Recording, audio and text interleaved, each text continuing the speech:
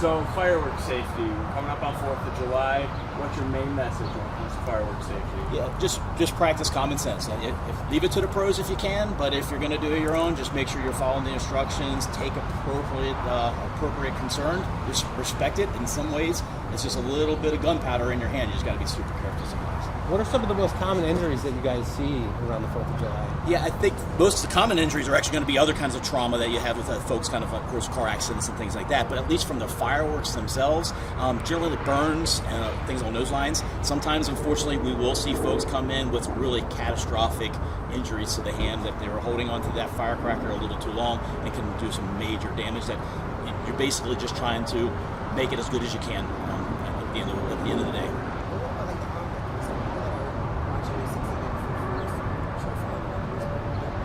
Yeah, I wouldn't get too close. You got to be careful. Again, these are essentially little explosions that you need to maintain that distance. You got to be careful with fire safety, those types of things as well. And generally, alcohol and fireworks generally don't mix very well, and you got to be careful.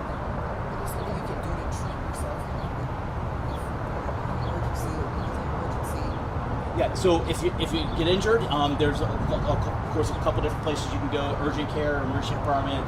You call your doctor, but generally most of the time you're going to deal with burns. So most of the time people have some experience dealing with a minor burn, that type of stuff. But if you're seeing a lot of pain from the burn, if you're seeing some different things to the skin that are a little bit more concerning, yeah, those we would recommend get checked out. I feel like there's a lot of underestimation when it comes to fireworks, generally, especially when it comes to things like sparklers. Those are also dangerous if you don't handle them right.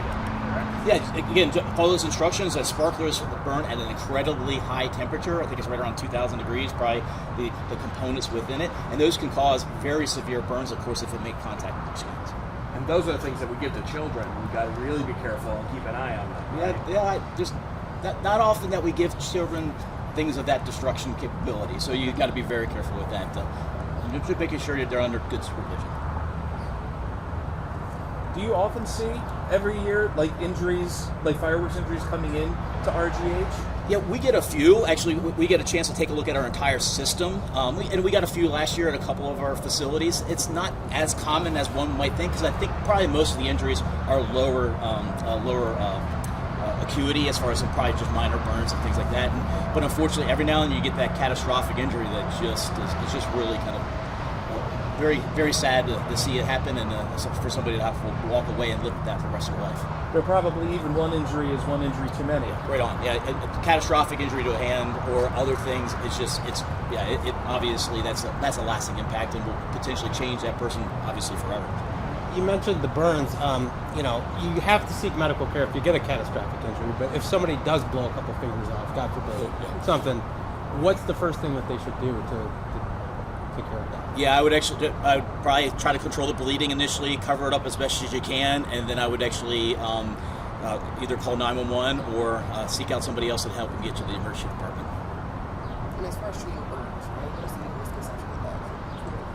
Put water on there. I know some people have some misconceptions when it comes to treating burns. Yeah, for the most part, burns, I would just go ahead and cover before you get the care. You don't put butter on it. You don't put it in ice water. Because putting in ice water, you're not necessarily going to have the sensation you normally do, and it can actually restrict blood flow to that area, and sometimes can even potentially, even theoretically, make it a little bit worse. So for the most part, we just want to cover it up. Maybe some, most commonly, the most comfortable would be like a damp towel or something like that, and then come on in. And most of the time, as far as we treat it, it'll be a mixture of either an antibiotic ointment or even just kind of Vaseline and dressing.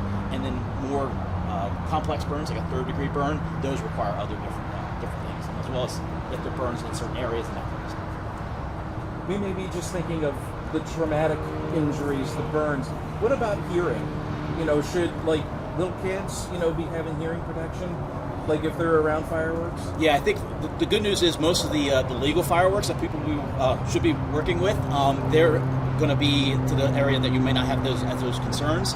But obviously, the distance in this case was going to be our friend. So if you're too close to the any kind of loud noise, of course that can cause hearing damage.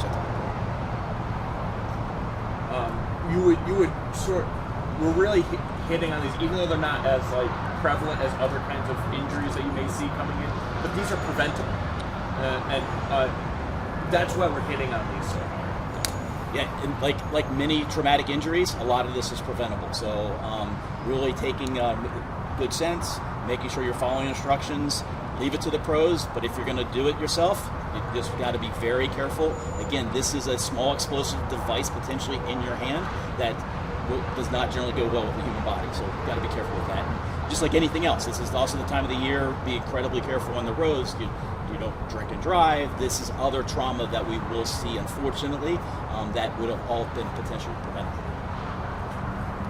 Boating accidents too, right? They say Oh yeah, boating. I always forget where we are. There's a lot more water Yeah. than where I grew up. But yeah, boating accidents obviously will be popping up. Essentially, lots of people out running around.